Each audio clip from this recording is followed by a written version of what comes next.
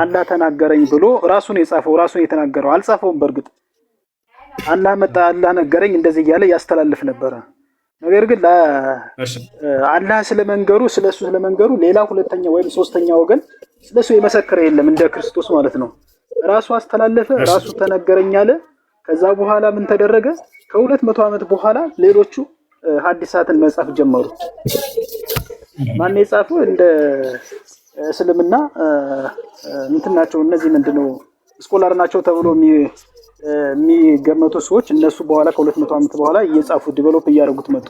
ነገር ግን እንደ ክርስቶስ ሌላ ሶስተኛ ወገን የመሰከረለት የለም። ነብዩ መሐመድ ያ ቁርአኑ ነገረኝ ወይም ነገረው ብሎ የሚመሰክርለት የለም። ለምሳሌ አሁን አንድ እምነት በመሰረት ልክ እንደ ፍቅር ሲዝም ክርስቶስ ነገረኝ ብዬ ባስተላልፍ እኔ ትክክል ነኝ ማለት ነው? ሻም መልሰን አዳምጥ። እሺ አንደኛ የመጀመሪያው ስህተት ምንድነው?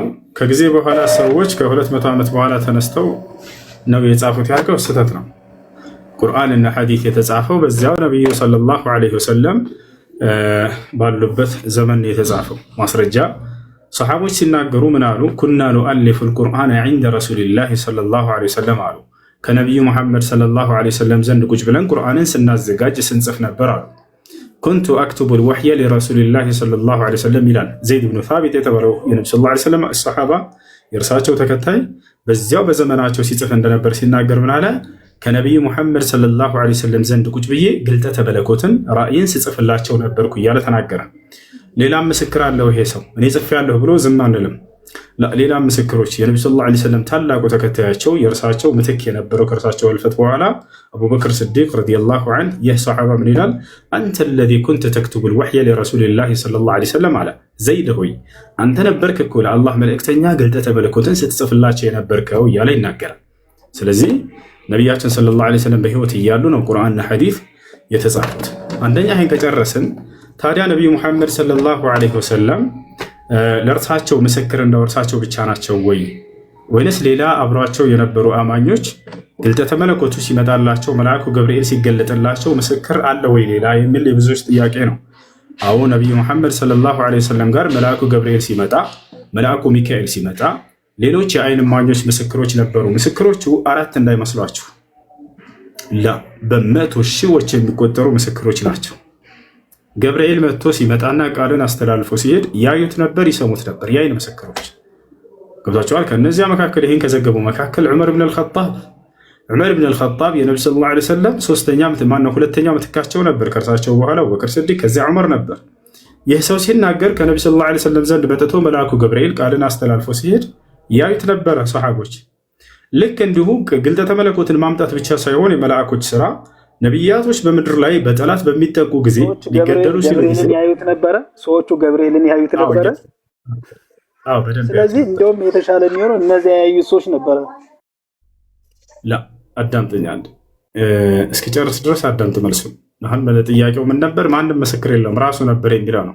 እንዳልሆነ አሁን ተረዳችሁ። የአይን ምስክሮች ነበሯቸው። እነዚያ ሰሓቦች ይመለከቱ ነበር።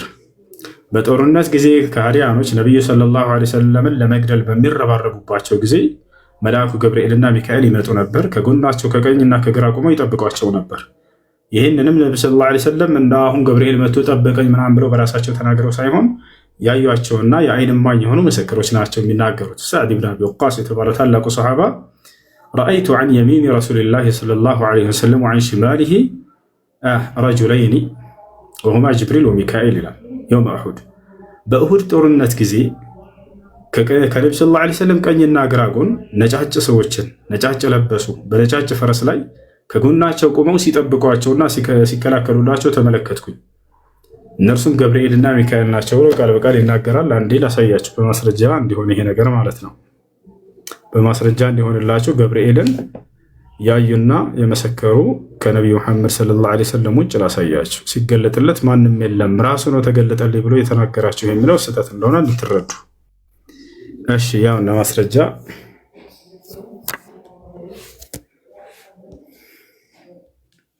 እሺ አንዴ እንመልከት። እሺ ወደ አማርኛ ልቀይርላችሁ። ምንጩን መያዝ የፈለገ ሰው ስክሪንሻት አንሱና ያዙት። ሰሒህ ሙስሊም 2306 ቡኻሪ 4 በአማርኛ እሺ ወደ አማርኛ ልቀይረው። እሺ ያው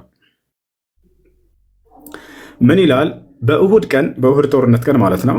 በኡሁድ ቀን ሁለት ሰዎችን ከአላህ መልእክተኛ ሰለላሁ ዐለይሂ ወሰለም ቀኝና ግራ አየሁ፣ ነጭ ልብስ ለብሰው። ከዚህ በፊትም ሆነ ከዚያን ጊዜ ጀምሮ አይቻቸው አላውቅም። እነርሱም ገብርኤልና ሚካኤል ናቸው፣ ሰላም በእነርሱ ላይ ይሁን እያለ ይናገራል።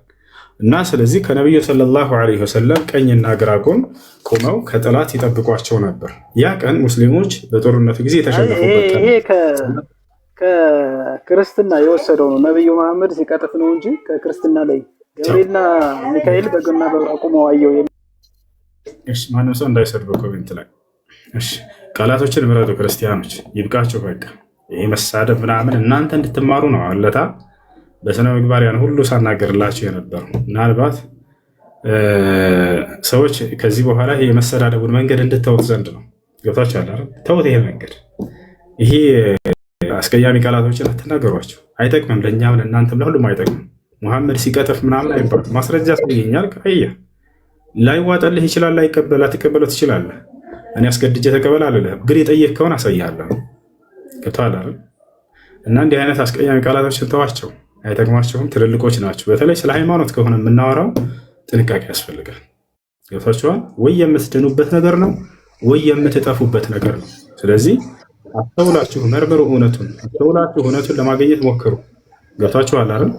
ስለ ገብርኤል ስለ ሚካኤል እየተወራ ይሄ ሙሐመድ ሰለላሁ ዐለይሂ ወሰለም ምንም መጽሐፍ ቅዱስ የሚባል በሌለበት ዓለም ላይ ቁጭ ብለው እንዴት ነው ገብርኤልና ሚካኤልን ሊያስተምሩ የሚችሉት? እንዴት ነው አምላክን የነቢያት የአብርሃም የኢስሐቅ የያዕቆብን አምላክ ብለው ብቻቸው ሊነሱ የሚችሉት? እንዴት ነው የማርያምን ጽድቅናና የክርስቶስን አመጣጥ በደንብ አድርገው ያንን ሊገልጹ የሚችሉት? ገብታችኋል?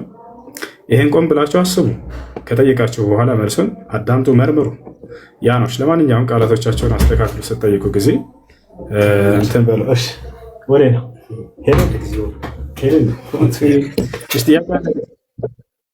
ጥያቄሽ ምንድን ነው?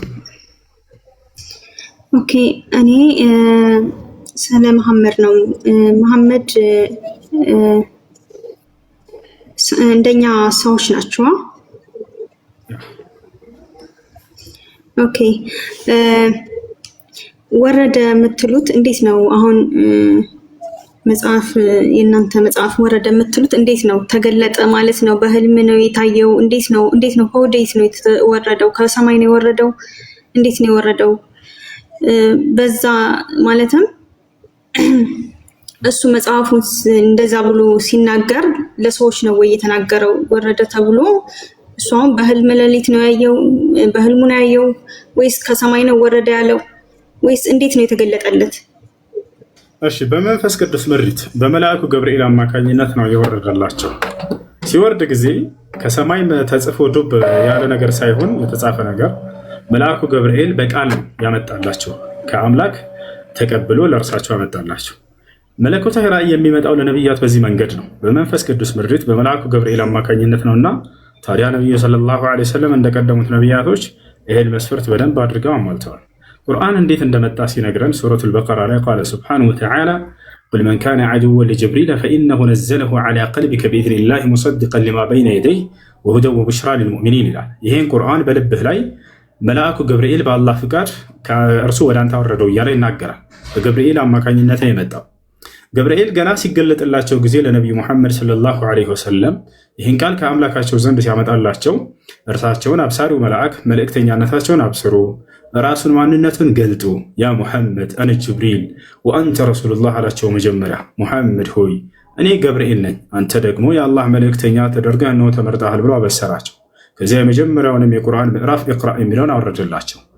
ብሻል ያ እና በመንፈስ ቅዱስ ምሪት ነው የመጣው። ቁል ነዘለሁ ሩሑል ቁዱስ ሚን ረቢከ ቢልሐቅ ይላል። ይህ ቁርአን በመንፈስ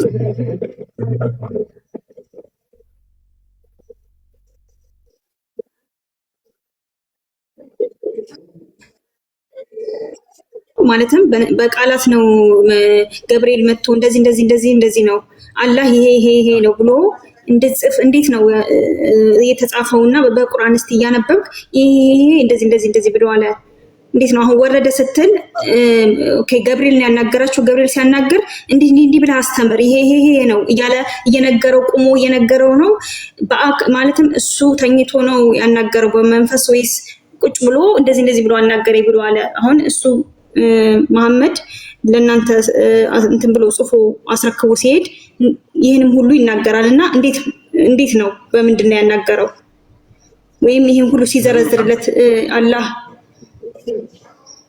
አንዴ ሌሎቻችሁ ምን ታድርጉ እየጠየቀች ከሆነ ትጨርሰና ሌላ ትጨርስ እና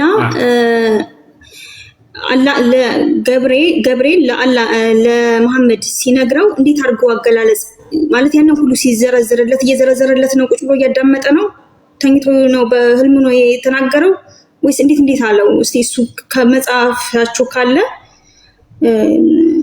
እንትበል እሺ በመጀመሪያ መልአኩ ገብርኤል ወደ ነብዩ መሐመድ ሰለላሁ ዐለይሂ ወሰለም ጋር የሚያመላልሰው መልአክ እርሱ ነው ቃልን የሚያመላልሰው በአንድ ጊዜ አይደለም መጥቶ ንግር አድርጓቸው የሄደው ነብይ ከተደረጉበት ዘመን እስከ ነብይነት አገልግሎታቸው መጨረሻ ድረስ ነው ነብይ የተደረጉት ነብዩ ሰለላሁ ዐለይሂ ወሰለም በ40 ዓመታቸው ነው ከዚህ ዓለም ደግሞ የሄዱት በ63 ዓመታቸው ነው ስለዚህ የ23 ዓመት ጊዜ ነበራቸው የነብይነት አገልግሎታቸው ጊዜ ስለዚህ ቁርአንን አንድ አምጥቶላቸው ሳይሆን የሄደው ነብይ ከተደረጉበት ጊዜ ከ40 ዓመታቸው ጀምሮ እስከ 63 ዓመታቸው ድረስ በየጊዜው ነው ቀስ በቀስ ያወርድላቸው ገብታችኋል አይደል ያ ነው እና መጀመሪያ ሲመጣ ጊዜ መልአኩ ገብርኤል ራሱን መጀመሪያ አስተዋወቃቸው መሐመድ ሆይ እኔ ገብርኤል ነኝ አንተ ደግሞ የአላህ መልእክተኛ ነህ አላቸው ይሄን ያበሰረባቸውን አንዴ ላሳያቸው አንዴ ሚዩት አድርጉ ከይቅርታ ጋር ሚዩት አድርጉ